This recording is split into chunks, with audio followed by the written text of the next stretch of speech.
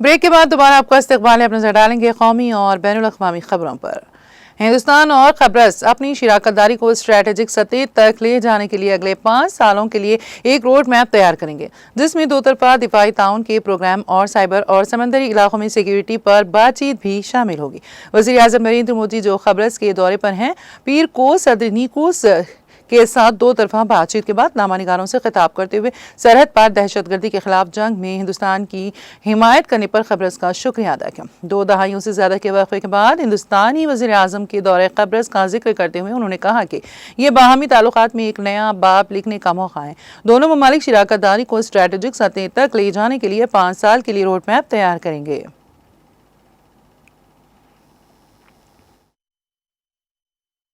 और यहाँ के लोगों ने जो अपनापन और स्नेह दिखाया, वह सीधे दिल को छू गया। अभी कुछ देर पहले मुझे साइप्रस के इतने बड़े सम्मान से अलंकृत किया गया। ये सम्मान केवल मेरा नहीं, 140 करोड़ भारतीयों का सम्मान है। यह भारत और साइप्रस। वज़ीर आज़म नरेंद्र मोदी को आज पीर को क़ब्रस के आला तरीन शहरी एजाज से नवाजा गया। क़ब्रस के सदर निकोस ने सदारती महल में वज़ीर आज़म मोदी का खैर मकदम किया और 2 तरफा मुलाकात के बाद एक मुख्तसर तकरीब में उन्हें क़ब्रस के आला तरीन शहरी एजाज अता किया गया।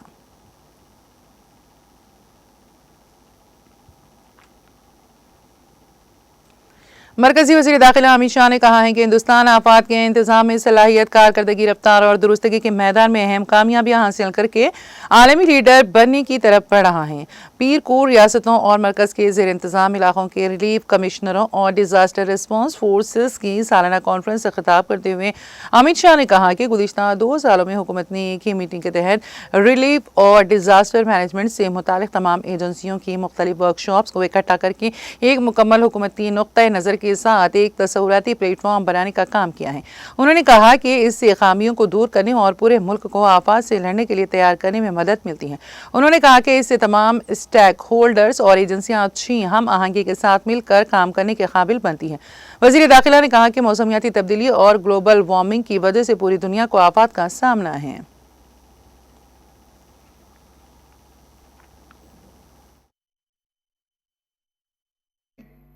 दक्षता और सटीकता, ये चारों क्षेत्रों में हमने बहुत नोंदपात्र सिद्धियां हासिल की हैं। हमने न केवल क्षमता को बढ़ाया है, इसको संवर्धित कर कर सातत्यपूर्ण तरीके से तहसील तक पहुंचाने का काम किया है। हमने गति का भी ध्यान रखा है, क्योंकि डिजास्टर मैनेजमेंट के किसी भी काम में गति का बहुत महत्व होता है। समय पर डिजास्टर मैनेजमेंट का काम होना और लोगों को बचाना, ये सबसे महत्वपूर्ण है। हमने आधुनिक से आधुनिक तकनीक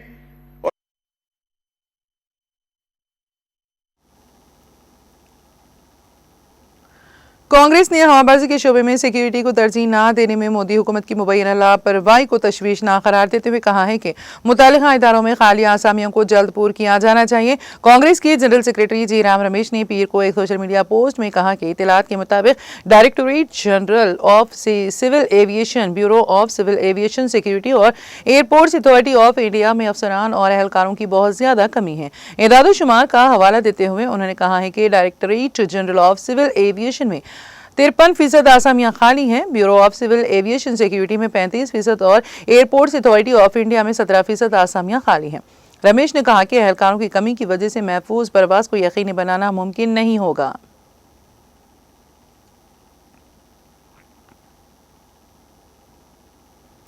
कांग्रेस पार्लिमानी पार्टी की लीडर सोनिया गांधी को अस्पताल में दाखिल कराया गया है और उनकी हालत मुस्तहकम है। सोनिया गांधी को पेट में दर्द की वजह से इतवार की रात केसर गंगाराम अस्पताल में दाखिल कराया गया था। अस्पताल ज़राए ने पीर को बताया है कि 78 साल सोनिया गांधी की हालत मुस्तहकम है और उन्हें तिब्बी निगरानी में रखा गया है। गुज़िश्ता हफ्ते अस्पताल में सोनिया गांधी का हेल्थ चेकअप भी किया गया था।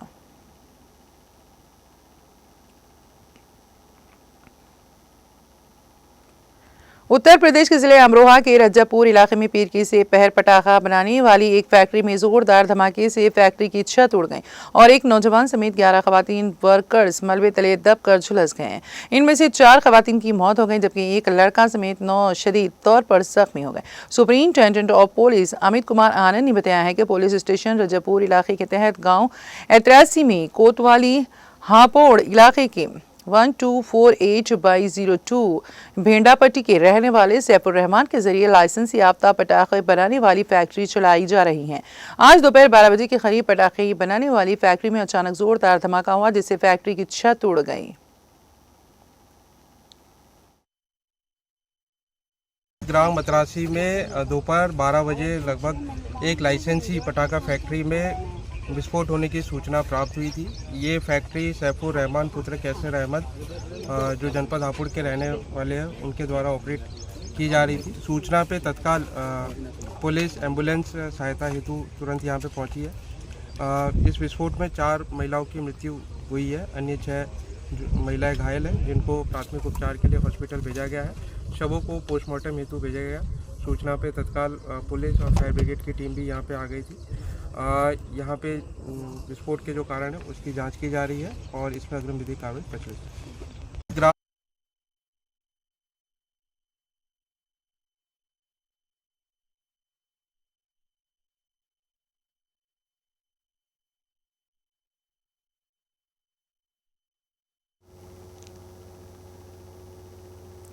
अहमदाबाद लंदन एयर इंडिया के तैयारी के हादसे के 4 दिन बाद हांगकांग से दिल्ली आ रहे एयर इंडिया के एक और बोइंग नंबर 787-8 ड्रीम लाइन्स तैयारी को टेक ऑफ के चंद मिनट बाद टेक्निकी खराबी का पता चलने के बाद हांगकांग वापस जाना पड़ा। जराये के मुताबिक हांगकांग से दिल्ली आने वाली एयर इंडिया की परवाज AI315 ने कल रात 11:49 पर हांगकांग से टेक ऑफ किया। रिकॉर्ड के मुताबिक इस परवाज ने 3 घंटे और 9 मिनट की ताखिर से उड़ान की। टेक ऑफ के बाद पायलट को हवा में ही टेक्निकी खराबी का शुबा हुआ। इस पर पायलट ने जहाज को कुछ देर तक समंदर के ऊपर उड़ाया और जब मसला हल न हुआ तो वापसी का फैसला किया। इसके बाद तैयारा तकरीबन 1 घंटा 19 मिनट के बाद अपनी असल जगह यानी हांगकांग एयरपोर्ट पर वापस आ गया। तैयारा मुकामी वक्त के मुताबिक सुबह 1:18 पर हांगकांग के हवाई अड्डे पर उतरा जहां तकनीकी तौर पर इसकी मुकम्मल जांच की गई।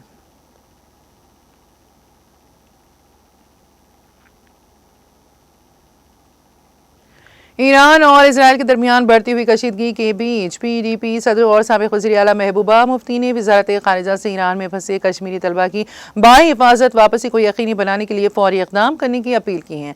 उन्होंने पीर को एक्स पर एक पोस्ट में कहा, ईरान में फंसे हुए कश्मीरी तलबा के अहले खाना की बेचैनी हर गुजरते दिन के साथ बढ़ रही है। उनका पोस्ट में कहना था, मैं वज़ारत ख़ारिजा से पुरजोर अपील करती हूँ कि वो मदाखिलत करें और इन बच्चों की बाहिफाजत वापसी को यकीनी बनाने के लिए फौरी इक़दाम करें। उधर पीपल्स कॉन्फ्रेंस के सदर सज्जाद लोन ने भी हुकूमत से ईरान में फंसे कश्मीरी तलबा की वापसी के लिए इक़दाम करने की अपील की है। उन्होंने एक्स पर अपने एक पोस्ट में कहा, हुकूमत से आजिज़ाना अपील, हमें अपने शहरियों को वापस लाने के लिए जो कुछ करना होगा वो करना चाहिए। उनका कहना था, तलबा जो वहाँ फंसे हुए हैं उन्हें बाहिफाजत वापस लाने के लिए कोशिशें करनी चाहिए।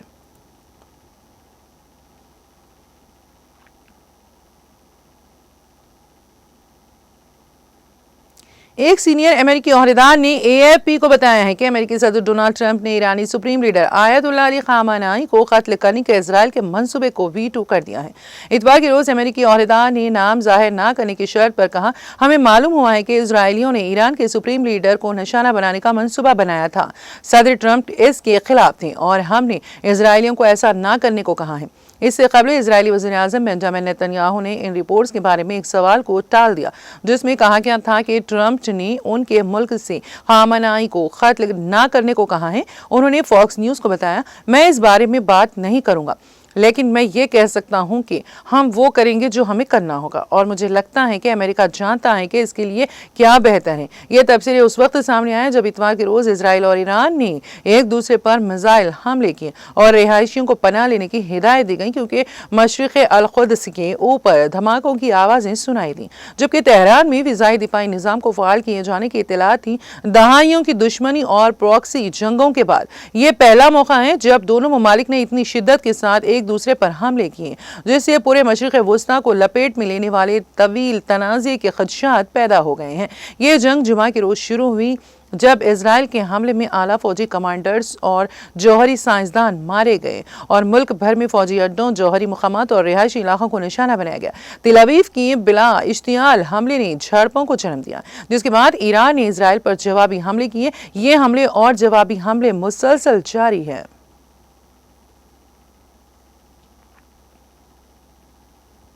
गुज़िश्ता 65 घंटों के दौरान ईरान पर इजरायली फिजाई हमलों में 244 अमवात और तकरीबन 1277 अफराद जख्मी हो गए हैं। ईरान की वजारत सेहत के तर्जुमान हुसैन करमानपुर ने इतवार को यह इत्तला दी है। करमानपुर ने एक्स पर एक पोस्ट में लिखा कि मरने वालों में खवातीन और बच्चे भी शामिल हैं और जख्मियों की तादाद 1277 है। उन्हें अस्पताल में दाखिल कराया गया है। उन्होंने कहा है कि हलाक होने वालों में 90% से ज्यादा आम शहरी थे। तर्जुमान ने कहा कि इजराइल ने जुमा की सुबह तेहरान और ईरान के कई दूसरे शहरों पर फिजाई हमले किए, जिसमें मुल्क के कई आला फौजी कमांडर और एटमी साइंसदान हलाक हुए। हफ्ते और इतवार को ईरान के मुख्तलिफ इलाकों में हमले जारी रहे। इसके जवाब में ईरान ने जुमा से इजराइल के कई अहदाफ पर मिसाइल हमले किए हैं, जिसकी वजह से बड़ी तादाद में लोग मारे गए और काफी नुकसान हुआ है।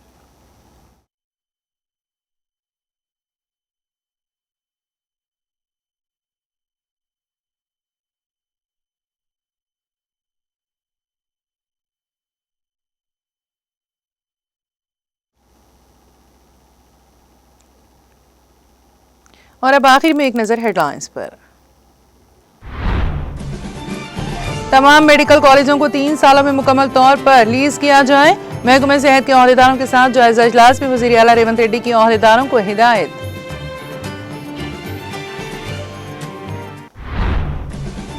चीफ मिनिस्टर रेवंत रेड्डी का मकसद रियासत के हर गरीब और मुस्तहिक को आरामदेह मकान करना है फराहम।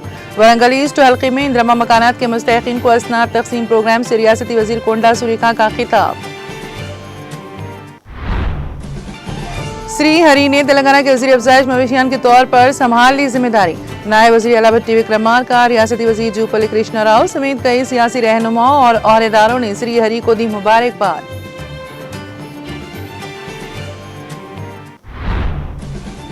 एसीबी के हुकाम कई घंटों एक ही सवाल करते हुए से उधर इधर घुमा रहे थे। हम किसी से डरने वाले नहीं। एसीबी दफ्तर से तेलंगाना भवन पहुंचने पर बीआरएस की कारगुजार सदर केटीआर और हरीश राव का मीडिया से खिताब।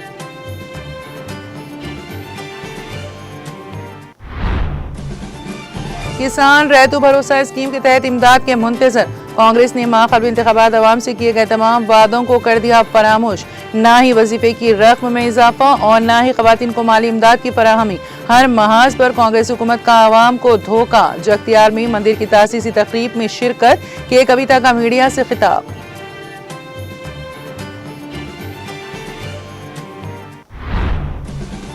IIT हैदराबाद में नौजवान साइंसदानों का बैनुल-अक़वामी इजलास इख्तिताम पसीर। दुनिया के 60 से ज़ायद ममालिक से नौजवान साइंसदानों की शिरकत। हैदराबाद डिक्लेरेशन का ऐलान।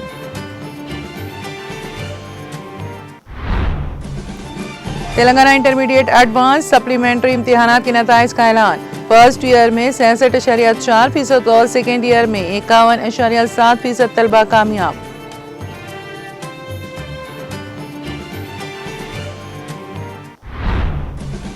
हिंदुस्तान और खबरस स्ट्रेटेजिक शराकत दारी के लिए रोड मैप करेंगे तैयार। खबरस में सदर निकोस के साथ 2 तरफा बातचीत के बाद वजीर आजम नरेंद्र मोदी का मीडिया से खिताब।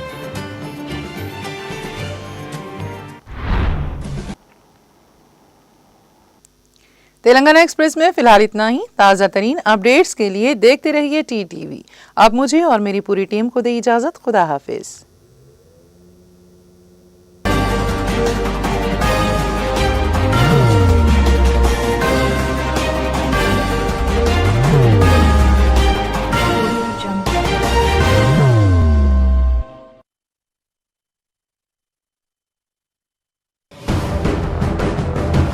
जिंदगी में कितना भी हो मुश्किलों का अंधेरा, रासिक स्टोन से चमकेगा किस्मत का सितारा। सीधे खानों से निकाल कर तराशा गया और डॉक्टर रोशन और डॉक्टर MM रजा के ज्ञान से संवारा गया। इल्मी जवाहरात एक बेशकीमती इल्म है। ये जिंदगी के हर मोड़ पर हमें आगाही देता है। हमारी नाकामयाबी, कारोबार में परेशानी, शादीशुदा जिंदगी में तनाव, औलाद की परेशानी, प्यार के मसाइल, लव मैरिज, पैसों की तंगी, पढ़ाई में असफलता, सेहत में खराबी, क्या यही है जिंदगी? कैसे मिलेगी हमें इन सब से राहत? इन सब मुश्किलों से निजात पाने के लिए जैमोलॉजिस्ट डॉक्टर रोशन और डॉक्टर MM रजा से एक मुलाकात बदल सकती है जिंदगी और तकदीर दोनों। Bangalore, Hyderabad, Visakhapatnam, Vijayawada, Dubai, Delhi, Mumbai. One visit can change your life.